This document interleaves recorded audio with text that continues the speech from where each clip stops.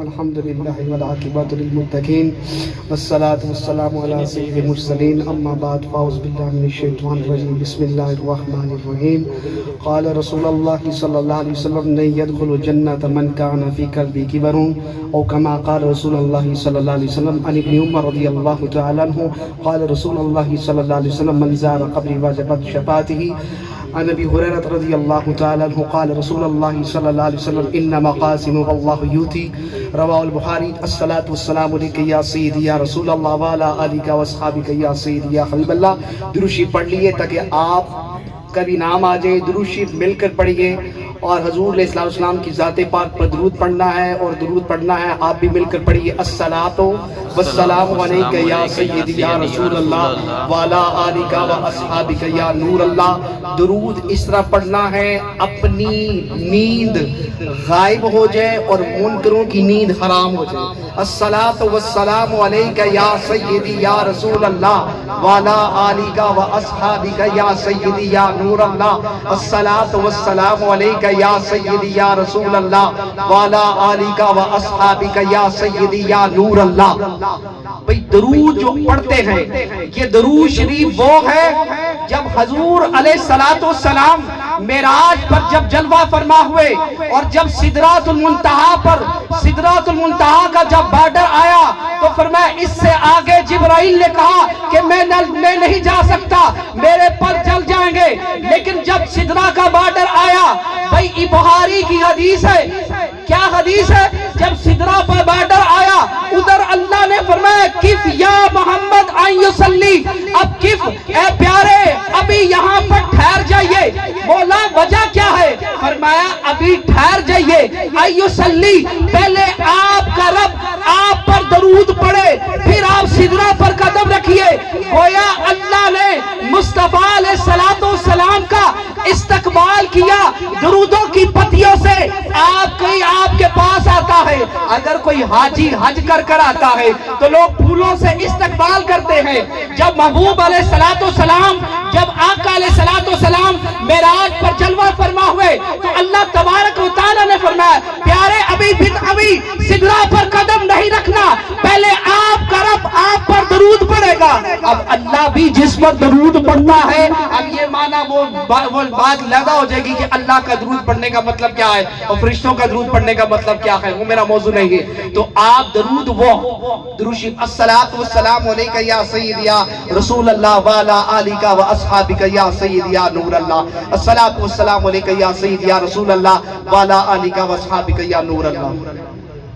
چند باتیں بھئی وہ دیکھیں کہ آدم علیہ السلام فرماتے کہ میں جنت میں 500 برس رہا تو فرمایا میں جنت کے پتوں پر محمد کا نام لکھا دیکھا, جنت کی ٹہنی پر محمد کا نام لکھا دیکھا, جنت کے حوروں پر محمد کا نام لکھا دیکھا, جنت کے شجروں پہ محمد کا نام لکھا دیکھا, جنت کی دیواروں پر, جنت کے برتنوں پر. الغرض اللہ نے ہر جگہ محمد لکھا. آج آپ اپنے گھروں کو سجاتے ہیں پھولوں سے, اللہ نے جنت کے پھولوں میں بھی محمد کا نام لکھ کر بتا دیا اے دنیا والوں تمہاری سجاوٹ پھولوں کے اندر ہے, میری سجاوٹ نام محمد میں ہے. اب یہیں تک بات ختم نہیں ہوتی ہے. بھئی اللہ نے محمد کا نام لکھا کیوں, اس کی وجہ کیا ہے؟ اللہ نے محمد کا نام لکھا, اس کی وجہ کیا ہے؟ بھئی آپ اگر کوئی بازار سے چیز خریدتے ہیں تو جب چیز خریدتے ہیں تو جو خریدتے ہیں جس کمپنی سے خریدتے ہیں کمپنی اس پر اپنا نام لکھتی ہے. اگر اس کمپنی پر دوسرا نام لکھ دے تو اس پر پرچہ ہے. اگر کوئی دوائی پر بھی اگر اس کمپنی کا نام لکھ دیا جائے تو پرچہ ہے. وجہ کیا ہے؟ بھئی اس نے اس کمپنی کا نام چرایا ہے. وجہ کیا ہے؟ کمپنی اس کی ہے. اللہ نے جنت کے دیواروں پر لکھا, جنت کی ٹہنی پر لکھا, بتایا کہ خالق میں ہوں, بنانے والا میں ہوں, حوریں میں نے بنائی ہے, جنت میں نے بنائی ہے, نباتات میں نے بنائے, ہر شے میں نے بنائی ہے, لیکن میں ہوں خالق. اور خالق ہو کر جنت کے پتوں پر, جنت کی دیواروں پر, شجر پر ہر جگہ محمد کا نام لکھ کر بتا دیا ہے کہ مصطفیٰ کو مالک بنا دیا ہے. جب مالک مصطفیٰ کو بنا دیا ہے تو پیارے جسے چاہے عطا کر دینا. سبحان اللہ. بھئی آپ جب کمپنی آپ کی ہے تو اب کمپنی آپ اس کے مالک ہو چکے ہیں، تو جب آپ اس کے مالک ہو چکے ہیں تو آپ جسے چاہے دے دیں۔ مکان آپ کا ہے، رجسٹری آپ کی ہے، تو آپ رجسٹری جب آپ کی ہے تو آپ جسے چاہے ہبہ کر دیں، جسے چاہے تحفہ کر دیں۔ تو اب اللہ نے جنت بنا دی اور جنت بنا کے مصطفیٰ کو مالک کر دیا اور بتا دیا پیارے میں خالق ہوں، تجھے مالک بنا دیا ہے، جسے چاہے عطا کر دینا، جسے چاہے عطا کر دینا۔ تو بھئی یہ ہے وہ محمد مصطفیٰ۔ اور بھئی حضور کا نام لینا بھی بخشش ہے، محبت سے لیا جائے، حضور کا نام بھی محبت سے لیا جائے۔ بھئی لا الہ الا اللہ پڑھتے رہے، جب تک محمد کا نام نہ لیں تو مسلمان نہیں ہوگا۔ جب لا الہ پڑھتے رہے، حضور کا نام نہ لیں تو مسلمان نہیں ہوں گے۔ اللہ نے سب کچھ بنایا اور جہاں پر اللہ کی ہاں ختم ہوتی ہے وہیں پر میم شروع ہو جاتی ہے۔ اللہ نے تو جدا کیا ہی نہیں، اللہ نے تو جدا کیا ہی نہیں، اللہ نے تو جدا کیا ہی نہیں۔ قاعدہ اور کلیہ تو یہ ہے کہ جب دو چیزیں آ جائیں، دو جملے آئیں تو دو جملوں کے درمیان ربط کے لیے واو لائی جاتی ہے۔ جیسے کہا جاتا ہے نماز قائم کرو اور زکوٰۃ، تو اب نماز اور زکوٰۃ ایک علیحدہ ہے، وہ نماز کی بنیادی جو ہے وہ ہیں، لیکن نماز ایک علیحدہ مستقل عبادت ہے اور زکوٰۃ ایک علیحدہ مستقل عبادت ہے۔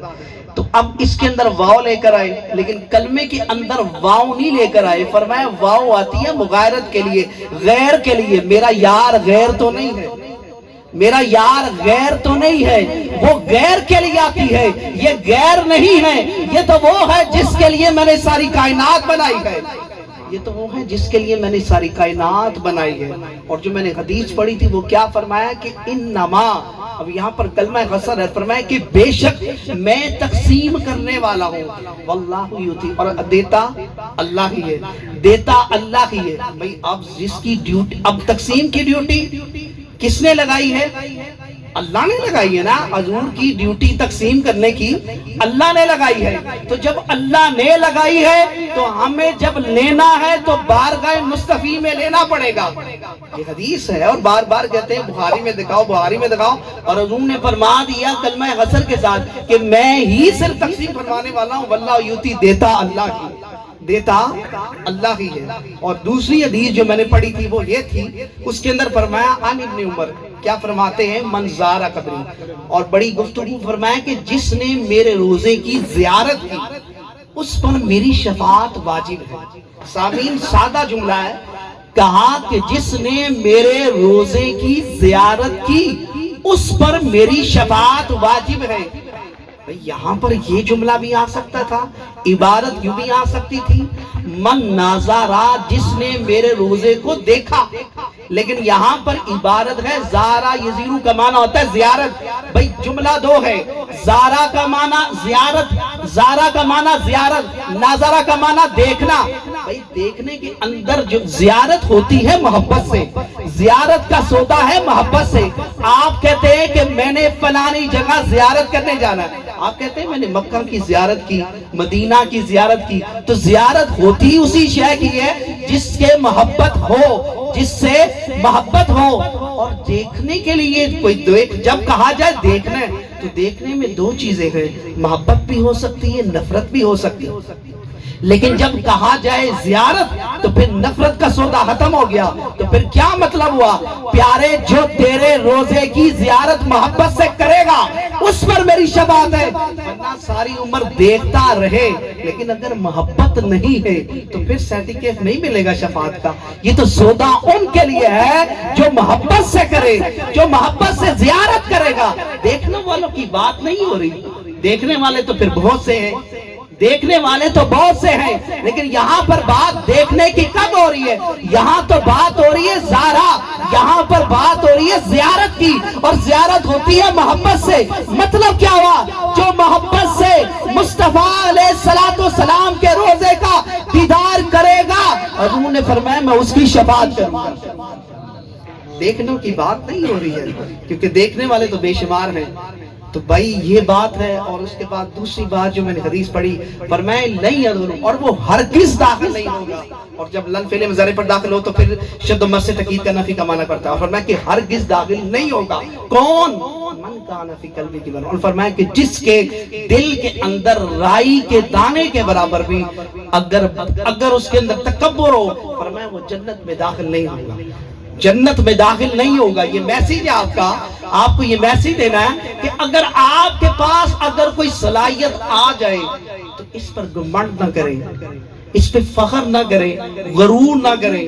بھائی آپ کہتے ہیں کہ میں نے کوئی بات سنتا ہوں اور مجھے فوری یاد ہو جاتی ہے، تو یہ جو یاد کرنے کی میموری بھی تو اللہ نے دی ہے نا، یہ سمجھ بوجھ کی صلاحیت بھی تو اللہ نے دی ہے. تمہارا اپنا کیا ہے؟ تم کہتے ہو کہ میرا بڑا حسن ہے، تمہارا حسن اپنا نہیں ہے، حقیقت میں رب کا دیا ہوا ہے، حقیقت میں رب کا دیا ہوا ہے. تو الغرض یہ جو تمہارے اندر صلاحیتیں ہیں وہ رب کی دی ہوئی ہیں، اپنا تمہارا کچھ بھی نہیں ہے. تو اس پر غرور نہیں کرنا. فرمایا جو غرور کرے گا وہ ہرگز جنت میں داخل نہیں ہوگا. اور فرمان رسول علیہ الصلوۃ والسلام کا یہ فرمان ہے، اور یہ بخاری کی حدیث تھی. اور آخری بات وہ دیکھیں کہ آج جو کہتے ہیں نا کہ حضور علیہ الصلوۃ والسلام کی ذات پاک پر یہ میرا دعویٰ ہے، آپ پر جن جو کہتے ہیں نا سورۃ فاتحہ کے بغیر نماز نہیں ہوتی، یہ بھی ایک بڑا موضوع ہے. بھئی دیکھیں سورۃ فاتحہ کے بغیر وہ کہتے ہیں نماز نہیں ہوتی ہے. وہ میرا موضوع نہیں ہے کہ اس سے مراد کیا ہے، وہ اکیلا پڑھے یا جماعت کے ساتھ، وہ لمبی تفصیل ہے. بھئی سورۃ فاتحہ کا جو پہلا ورڈ ہے، پہلا لیٹر ہے، وہ کیا ہے؟ حمد. پہلا لفظ کیا ہے؟ حمد. اب حمد، یہ حمد ہے نا، اس کا معنی تمام تعریفیں. اب یہاں اب جب حضور علیہ الصلوۃ والسلام کا نام کیا ہے؟ محمد. بھئی محمد کے حروف اصلی بھی ہاں میم دال ہے. اللہ نے اپنے نام ہی سے یار کا نام نکالا. جو پھر رب پر فتویٰ لگاؤ شرک. اسی سے محمد، اسی سے حامد، اسی سے محمود، اور اسی سے محمد. حمد سے ہی حامد ہے، اسی سے محمود ہے، اور اسی سے محمد ہے. مولا سورۃ فاتحہ کے بغیر نماز نہیں. فرمایا جو نماز پڑھے گا تو جب الحمدللہ پڑھے گا ساتھ میری تعریف بھی کرے گا، ساتھ یار کی تعریف بھی کرے گا، کیونکہ اسی کے نام سے میں نے اپنا نام نکالا ہے، اسی کے نام سے میں نے اپنا نام نکالا ہے، رب نے نکالا ہے. پھر اس پر کیا فتویٰ دیں گے؟ تو یہ بنا ہی ہاں میم دال سے ہے. محمد کے مادہ کیا ہے؟ ہاں میم دال. تو تمام تعریفیں کس کے لیے ہیں؟ اللہ تبارک و تعالیٰ کے لیے. اب اس پر ریفلام آجائے پر ولادہ باز ہے. تو الغرض یہ ہے کہ یہ لوگ حقیقت پر مبنی ہے کہ یہ جو کہتے ہیں نا کہ بھئی یہ شرک ہو گیا، الغرض یہ ہے کہ ان کو شرک کی تعریف نہیں آتی ہے، ان کو شرک کی تعریف نہیں آتی ہے. اور بات یہ کہ والدین، اور فرمائیں کہ جو والدین کے ساتھ احسن سلوک کرتا ہے تو یہ دو چیزیں قرض ہیں. فرمایا کہ جو والدین کے ساتھ برا سلوک کرے تو یہ بات یاد رکھے اسے موت نہیں آئے گی جب تک اس کے ساتھ بھی یہ معاملہ نہ ہو جائے. یہ مکافات عمل ہے، یہ لازمی ہوگا. تو الغرض یہ ہے کہ اب کیوں کہا گیا کہ جنت ماں کے قدموں کے نیچے ہے؟ تو الغرض یہ کہنے کا یہ ہے، یہ فرمان رسول ہے. تو والدین کی عزت کریں. اور اگر آپ کے اندر کوئی صلاحیت ہے تو حقیقت میں ان کے اندر ان کو نکھارنے والے آپ کے والدین کا کردار ہے، آپ کے والدین کا کردار ہے. اور والدین، اور کیا فرمایا کہ جب انسان دنیا سے چلا جاتا ہے تو فرمایا کہ 3 چیزیں ایسی ہیں جو مرنے کے بعد بھی اسے ثواب پہنچتا ہے. کیا؟ نیک اولاد اس کے لیے صدقہ جاریہ ہے. اور اس کے بعد فرمایا کہ اگر کسی کو تعلیم دی تو فرمایا وہ بھی صدقہ جاریہ ہے. اگر کیونکہ چراغ سے چراغ جل رہا ہے، وہ تعلیم دے، پھر آگے تعلیم دے رہے، وہ شمع در شمع چراغ چلتا رہے گا تو وہ بھی اس کے لیے صدقہ جاریہ ہے. تو الغرض یہ کہ آپ ایسا کام کر کے جائیں کہ لوگ آپ کو یاد کریں. اب دیکھیں نا امیر المجاہدین، ان سے دورہ حدیث 1 سال پڑھنے کا شرف ملا. تو الغرض یہ کہ ایسے نام نہیں بنا بھئی جن کے ٹانگوں میں جان تھی انہوں نے وہ کام نہیں کیا جو ٹانگوں سے مزور ہیں، اور اتنا کام کیا کہ ہر ایک ان کو سلام کرتا ہے. اقبال نے کہا تھا نا، امیر المجاہدین کی یہ بات پر صادق ہوتی ہے، فرماتا ہے کہ جیو تو ایسے جیو کہ سب سلام کریں، مرو تو ایسے مرو کہ دشمن بھی سلام کرے. مرو تو ایسے مرو کہ دشمن بھی سلام کرے. آج وہ بھی سلام کرتے ہیں، لیکن جب حیات تھے تو پھر اس کے بعد وہ تنقید کرتے تھے، لیکن جب پردہ فرما گئے. لیکن یہ بات حقیقت ہے کہ ہمارے ہاں میں بعد وصال کی اس کی قدر ہوتی ہے، لیکن حقیقت میں اس کی حیاتی میں اس کی قدر کرنی چاہیے. اللہ تعالی حضور کے صدقے فضل فرمائے. وما علینا الا البلاغ.